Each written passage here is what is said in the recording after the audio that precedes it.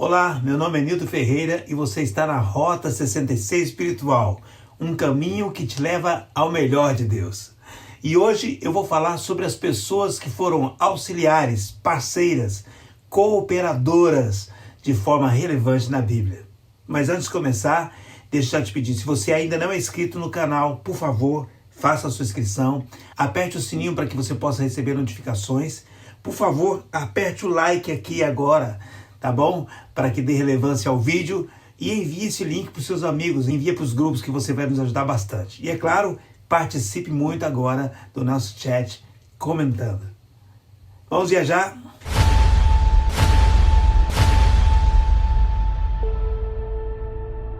Então, hoje eu resolvi falar sobre aquelas pessoas que não foram os protagonistas da história, mas que foram realmente excelentes coadjuvantes, tipo na Copa de 94, né? Lembra? Romário e Bebeto, né? O Romário foi quem mais marcou gols, mas o Bebeto, além de marcar também, servia Romário com maestria. E a gente conhecia a dupla, né? Bebeto e Romário. Entre os heróis dos quadrinhos, eu com meu cabelo branco, eu lembro de uma dupla, Batman e Robin. Eu assistia os desenhos, né? Depois assistia os filmes, enfim. O Homem-Morcego é o protagonista, mas o Menino Prodígio tem um papel muito relevante também nas histórias. Na música sertaneja nem se fala, né? Tem inúmeras duplas sertanejas. E é interessante que tem sempre o cara da primeira voz, que canta muito bem, que poderia fazer até carreira solo, mas a maioria deles acredita no conceito de dupla, que dupla é bem melhor. Eu acho interessante isso também. Olhando para a Bíblia, a gente vê o Salmo 118, 7 diz assim: o Senhor está comigo entre aqueles que me ajudam. Uau!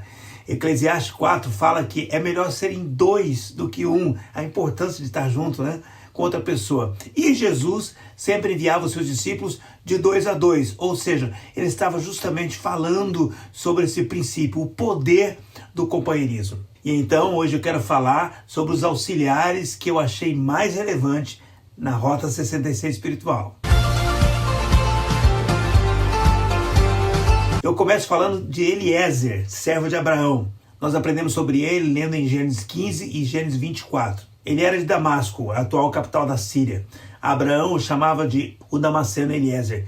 E a Bíblia diz que ele era mordomo de Abraão, era o servo mais velho dele e que ele era o encarregado por todas as coisas de Abraão, todos os bens, né? Abraão possuía bens, animais, servos, servas, né? Era um homem bem-sucedido, um homem próspero e tinha muitas coisas de fato que precisavam ser bem gerenciadas. E eu acredito que provavelmente uma das principais razões de Abraão ser um cara bem-sucedido é que ele tinha um excelente administrador. O Eliezer significa ajuda de Deus. E é justamente como o salmo que eu citei, né? O primeiro patriarca, o nosso pai da fé, Abraão, ele enxergava Deus com ele através da ajuda eficiente promovida por Eliezer. E a lealdade, a dedicação e o comprometimento de Eliezer eram tão significativos que lá no momento de encontrar a futura esposa para Isaac, o filho da promessa, Abraão precisava de alguém para ir até Harã e trazer de dentro do seu povo esta mulher, essa esposa, né? E aí ele não pensou duas vezes, querido. Abraão chamou o seu mordomo fiel, seu homem de confiança, seu braço direito e deu a ele a honra e a responsabilidade de cumprir aquela missão. Abraão disse que ele deveria encontrar a pessoa certa e que Deus o guiaria, mas se a escolhida não quisesse segui-lo, ele estava livre do compromisso. Mas a Bíblia diz que Eliezer colocou a mão na coxa de Abraão e jurou que cumpriria aquela promessa. Então Eliezer sai de viagem e ele já demonstra que é um homem de Deus. Por quê? Porque ele orou, ele pediu para que Deus o guiasse. E ele pediu um sinal para Deus sobre quem seria a escolhida, quem seria a esposa que ele levaria para Isaac. E aí ele chega na terra e ele colocou os seus camelos ajoelhados, aguardando para beberem água. E aí ele fala com Deus e ele pede para que a escolhida fosse aquela a quem ele pedisse para beber do seu cântaro e que ela daria água a ele e ainda ofereceria água aos seus camelos. Uau, uma tarefa difícil, né? Mas foi isso que aconteceu. Quando a Rebeca chegou, ela deu água para ele e deu água para os seus camelos. E aí ele, mesmo surpreso com a ação de Deus, ele aguardou um pouquinho mais para a confirmação. E aí quando ele descobriu que ela era parente de Abraão, ficou muito feliz, ficou muito confiante, né? Mas atenção, lá ao final, a resposta de ir ou não ficou nas mãos de Rebeca. E aí, se ela se recusasse, ele já estaria livre do compromisso, segundo Abraão disse para ele. Mas eu penso que ele crê que Deus não o guiaria até Rebeca à toa, né? Ao final, Rebeca decidiu ir com ele e Eliezer pôde cumprir essa missão tão nobre e tão grande, né? Abraão e Isaac são extremamente relevantes na Bíblia, mas nunca se esqueçam de que Jacó, que se tornou Israel, era filho de Isaac com Rebeca. E quem era Rebeca? A esposa trazida por Eliezer. O segundo personagem que eu vou comentar é Josué. Apesar dele ter se tornado o protagonista da entrada do povo de Israel na Terra Prometida, antes ele era um auxiliar, ou seja, um coadjuvante de Moisés.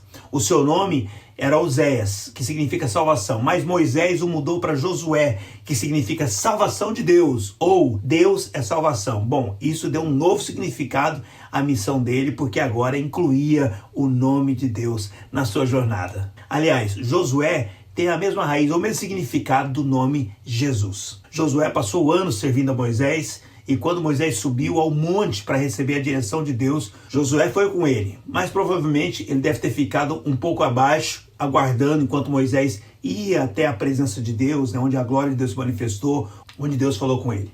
A Bíblia diz que Josué não se apartava da tenda. Querido, isso é tremendo demais, porque ele era alguém compromissado com a presença de Deus. A Bíblia diz que Josué tinha ciúmes por Moisés, não de Moisés. Ele tinha grande estima pelo seu líder. Em Deuteronômio 31, Moisés diz para ele: seja forte, seja corajoso, porque você irá com este povo à terra prometida e o fará possuí-la. O coadjuvante está sendo promovido a protagonista. Existe um tempo para todas as coisas, querido. Tempo da gente auxiliar e tempo da gente liderar. Além de ser um guerreiro corajoso que venceu várias batalhas como o líder do exército de Israel, além de ser um homem de fé, um homem com a visão otimista, Josué, juntamente com Caleb, a gente sabe, foram os únicos espias que voltaram com um relatório positivo da terra prometida. Josué foi um exemplo de auxiliar, alguém que servia com satisfação e comprometimento. Então, em Josué capítulo 1, versículo 1, a palavra de Deus diz: depois da morte de Moisés, servo do Senhor, Deus falou com Josué, servo de Moisés. Uau! O livro de Josué demonstra o favor de Deus sobre ele. Josué era conquistador, vencedor, respeitado. O povo de Israel entrou num novo patamar, que era de conquista, e exigia alguém com a força de Josué no comando. Mas o êxito de Josué, querido, tinha uma razão. Ele serviu a Moisés. Ele viu Moisés servindo a Deus e ele passou a servir a Moisés. E Deus viu isso e honrou a sua postura. Seguramente, Josué foi um dos grandes auxiliares da Bíblia, um coadjuvante que se tornou protagonista. Vou viajando sem nunca desistir, eu sei exatamente para onde ela vai me conduzir. Agora um exemplo de companheirismo, de ajuda, de auxílio, representando as mulheres. É a história de Ruth. Noemi era uma israelita que partiu de Belém e foi até Moabe, acompanhada do seu marido Elimeleque, e levando os seus 2 filhos. Seus filhos se casaram com moabitas e anos mais tarde, tanto Elimeleque como seus filhos Malom e Quilion haviam morrido. Por fim, restaram 3 viúvas buscando sobreviver naquela terra. A Noemi decidiu voltar para sua terra e aí ela diz para suas noras voltarem também para suas famílias. Orfa resiste à ideia, chora, mas acaba se despedindo e voltando para sua família de origem. Mas com Ruth foi diferente. Ela disse a Noemi que ela não a deixaria. E as palavras delas foram: para onde tu fores eu irei, onde tu pousares, ali eu pousarei. O teu povo será o meu povo, e o teu Deus, aleluia, será o meu Deus. Uau! Que palavras tremendas, queridos! Hoje nós vemos essas palavras sendo citadas nos casamentos, nas cerimônias, né? Noivo citando isso para a noiva, mas eram as palavras de uma nora querida para sua sogra. Desde então, Noemi e Ruth seguiram juntas. Noemi com as dificuldades da idade, pois ela já era praticamente uma idosa, né? Mas ela estava acompanhada da nora, que era jovem, tinha força, mas acima de tudo, tinha alegria em servir a sua sogra. Elas chegam em Belém, Noemi está um tanto amarga por causa de tudo que sofreu. Ruth, porém, está firme. Ela está disposta a vencer aquela batalha, né? E aí a Bíblia diz que ela sai em busca de trabalho, ou seja, ela é guerreira, né? Ela dá exemplo de esforço. Aí ela encontra trabalho nos campos de Boaz.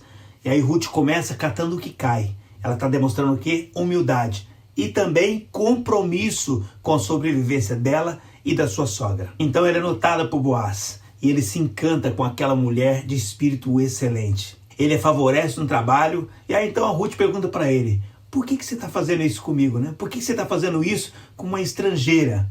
E a resposta dele é tremenda, querido. Ele diz: porque eu sei como você cuidou bem de Noemi, a sua sogra, e deixou a sua terra para habitar entre um povo desconhecido.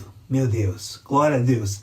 Os atos de Ruth, de lealdade, de companheirismo, de cuidado a Noemi, falaram muito alto e chegaram aos ouvidos de Boaz. Glória a Deus. Aí a Noemi, por sua vez, cheia de gratidão pela sua nora, quando ela descobriu que Boaz era um parente próximo e que poderia ser o remidor de Ruth, ela orientou a Ruth como se portar e como conquistá-lo. E ao final, aquela jovem mulher tem novamente um esposo. Ela casa com Boaz, né? Fruto da sua fé, do seu caráter excelente e com certeza da sua disposição em servir a Noemi com amor e dedicação. E o mais interessante nessa história é que a Ruth ela se torna a protagonista do seu livro. O livro tem o nome dela, né? Porém, agindo como uma ajudadora, como uma auxiliar, uma parceira da sua sogra Noemi. Por isso, eu tinha que citá-la aqui. Vamos falar de Jonatas. Apesar de Davi ter muitos valentes, dos quais 3 se destacaram, a Bíblia diz, né? Josebe, Bazebete, Eleazar e Samar. Mas com certeza Jonatas tem um lugar diferenciado nessa história. Jonatas era um guerreiro destemido, líder nas batalhas e filho do rei Saul. Ele conheceu Davi logo após o evento, né, que Davi mata o gigante Golias. E a Bíblia diz que a alma dele se ligou à alma de Davi. Então eles fizeram aliança. A Bíblia diz que Jonatas deu a Davi a sua capa, o seu cinto, o seu arco, a sua espada, simbolizando aquela aliança que eles tinham feito. Posteriormente, quando Saul começa a perseguir Davi, aí então Jonatas ajudou como ele pôde, querido, para livrar o agora seu amigo e irmão das garras do seu pai.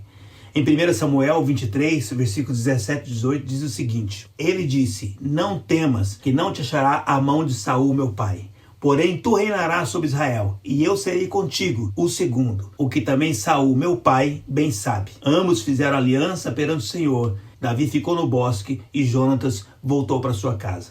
Então, isso demonstra de fato, né, como Jonatas enxergava, né? É muito interessante, né, o fato de Jonatas ajudar a Davi, mesmo sabendo que Davi assumiria o trono que era dele, a sucessão do seu pai na monarquia de Israel. Isso nos traz certeza de que, apesar de Jonatas ser cunhado de Davi, e isso tem uma certa relevância, né? O que realmente transparece é que Jonatas, ele reconhecia a liderança natural e espiritual de Davi sobre Israel. Infelizmente, Jonatas morreu numa batalha contra os filisteus. Davi lamentou profundamente a morte dele, fazendo inclusive um poema em sua homenagem. Eu vou citar aqui alguma parte desse poema, né, que está em 2 Samuel, no capítulo 1, versículo 25 e 26. Diz assim, ó: como caíram os poderosos no meio da peleja, Jonatas nos teus altos foi morto. Angustiado estou por ti, meu irmão Jonatas. Uau! Querido, Jonatas foi um companheiro tão leal que anos depois, quando Davi era rei de Israel, ele descobriu que Jonatas tinha um filho, Mefibosete. E Mefibosete era coxo, ou seja, ele não andava, ele tinha caído, quebrado as pernas quando era criança, né? E aí Davi desejou honrar a memória do seu amigo. E ele mandou trazer aquele jovem, né? E Mefibosete, a partir daquele momento, ele foi morar no palácio e ele comia à mesa do rei, diz a Bíblia. E Davi também mandou restituir a ele todas as terras que eram de seu pai. Com certeza, Davi é o grande protagonista, né? Mas Jonatas foi um grande coadjuvante, um grande auxiliar de Davi.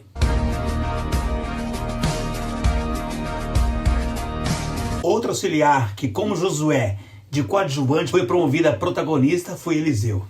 Deus orientou Elias para que ele ungisse a Eliseu como seu sucessor. Elias o encontrou arando a terra, aí lançou o seu manto sobre ele, simbolizando o chamado. E ele imediatamente aceitou a sua missão, querido. Matou os seus bois e assou com a madeira do seu arado. Então ele comeu com seus familiares no momento de despedida. Ele demonstrou respeito e amor à sua família e, ao mesmo tempo, o fechamento de um ciclo quando ele matou os bois e queimou o seu arado. Eliseu caminhou com Elias por um bom tempo. E aí, em um dado momento, eu acredito, para testar a lealdade, do seu discípulo, Elias dispensou a companhia de Eliseu. Ele disse: não, você não precisa ir comigo. Mas Eliseu insistiu em seguir seu mestre todas as vezes. Logo perto de ser arrebatado, ele pergunta ao seu discípulo: o que você quer que eu te faça antes de eu ser arrebatado? E aí Eliseu responde rapidamente, eu quero a porção dobrada do seu espírito. E aqui não tem nenhuma pretensão em Eliseu se tornar maior do que Elias. Ele apenas estava se portando como um primogênito espiritual, imitando o primogênito natural, que teria direito ao dobro do que os outros irmãos recebiam. E além disso, fazer mais milagres do que o seu líder não é algo ruim, ok? Jesus disse que nós faríamos coisas maiores do que ele, mas nós não seríamos maiores do que ele, porque o discípulo não é maior que o mestre, é o que disse Jesus. Então Elias disse que era algo difícil, mas que caso ele visse ele sendo arrebatado, então que ele receberia a porção dobrada. Mais uma vez aqui eu enxergo a figura discípulo e mestre sendo reforçada. Quanto mais próximo ele estava do seu líder, mais perto ele estava da sua recompensa. E assim aconteceu. A Bíblia diz que Elias partiu, a sua capa caiu e Eliseu a pegou. A mesma capa que tempos atrás simbolizou o seu chamado, agora simboliza a capacitação desse novo chamado. E tudo isso aconteceu por seu amor a Deus e sua fidelidade, lealdade, serviço e comprometimento com seu líder. E como o sucessor Josué, que viu as águas do Rio Jordão se abrirem, iniciando o novo tempo de Israel, agora Eliseu também faz o Jordão se abrir com o poder de Deus e ele inicia uma nova jornada poderosa. Por isso não tinha como não falar sobre Eliseu, um excelente cooperador.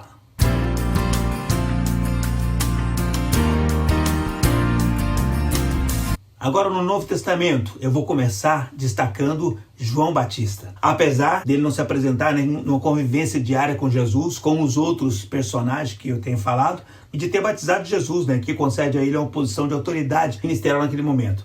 Mas João sempre soube quem ele era e qual era o seu papel na história. Ele nunca quis ser o protagonista. Inclusive, na hora de batizar Jesus, se você não sabe, ele disse para Jesus: eu é que deveria ser batizado por ti.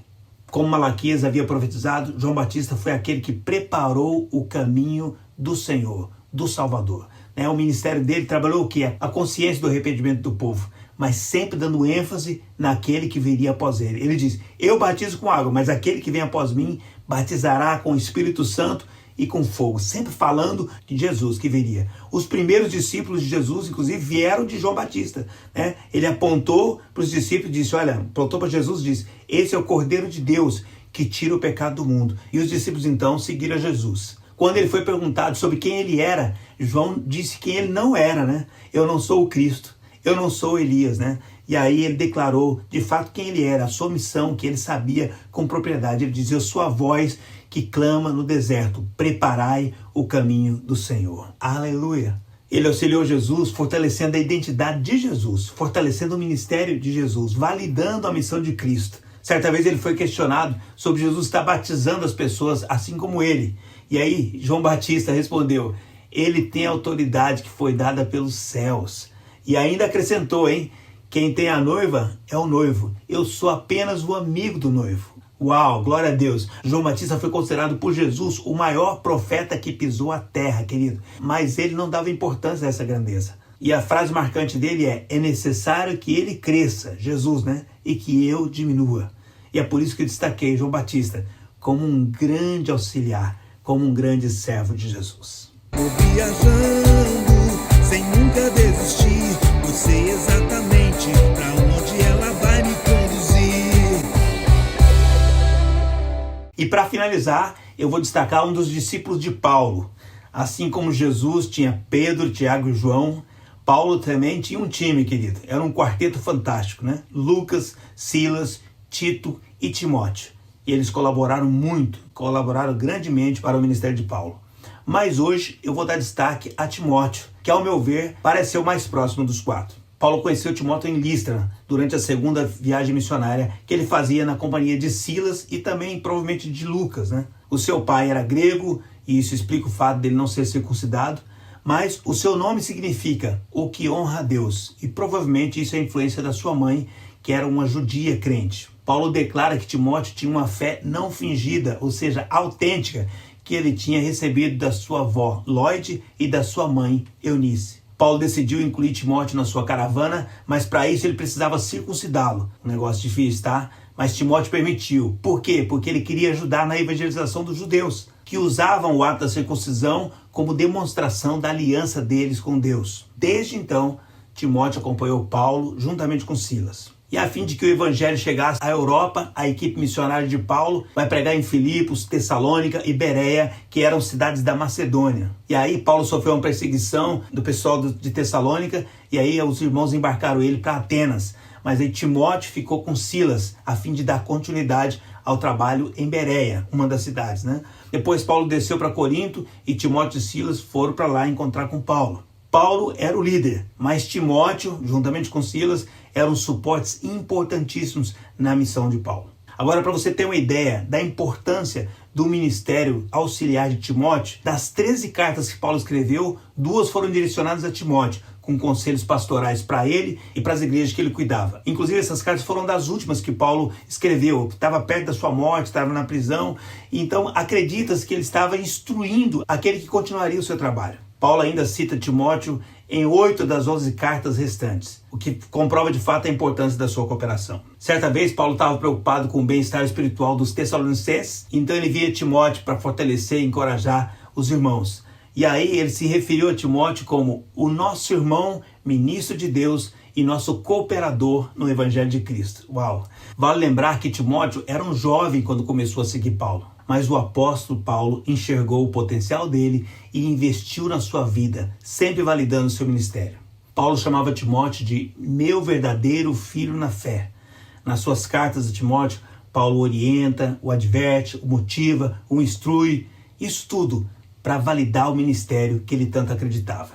E é por isso que eu não podia deixar de falar aqui desse discípulo tremendo que abençoou a vida de Paulo. Eu vou terminar citando uma frase de Paulo a Timóteo que alcança a todos nós. Ela diz assim: tem cuidado de ti mesmo e da doutrina. Persevera nessas coisas, porque fazendo isso te salvarás tanto a ti mesmo como aos que te ouvem. 1 Timóteo 4,16. Eu espero que esse vídeo possa ter te edificado de alguma forma e a gente pode ajudar as pessoas. Não precisa ser o principal. A gente pode ser o coadjuvante e cumprir o nosso ministério como um grande auxiliar, como um bom ajudante. Antes de orar, eu quero te pedir para que você possa verificar o card aqui em cima, né? Ok? Ou então olhar aqui na descrição, porque sempre vai ter algo interessante que eu vou deixar para você. Vamos orar? Pai, eu quero te louvar e te agradecer, ó Deus, por esse dia. Obrigado, ó Deus, por esse momento em que nós podemos compartilhar da tua palavra, aprendendo, ó Deus, sobre os auxiliares, aprendendo sobre os servos, sobre os discípulos, sobre os companheiros, ó Deus, aprendendo sobre aqueles que não foram os protagonistas, mas foram excelentes coadjuvantes, Senhor. E o Senhor honrou a atitude de cada um. Eu quero te louvar e quero te pedir que o Senhor traga para nossas vidas esses exemplos e que possamos entender que há momentos que nós seremos protagonistas da história, a cumprir o papel principal daquela situação, mas há um outro momento em que nós vamos agir colaborando, auxiliando, servindo àqueles que o Senhor levantou. Obrigado, Senhor, por esse momento e eu quero te pedir que abençoe a cada um, cada vida, cada família, cada casamento, cada filho, cada pai, cada mãe. Abençoe cada sonho, abençoe cada projeto, cada ministério. Põe a tua mão, Senhor, e nos leva para o teu melhor, em nome de Jesus. Amém. Amém. Deus te abençoe muito. Até a próxima viagem na Rota 66 Espiritual.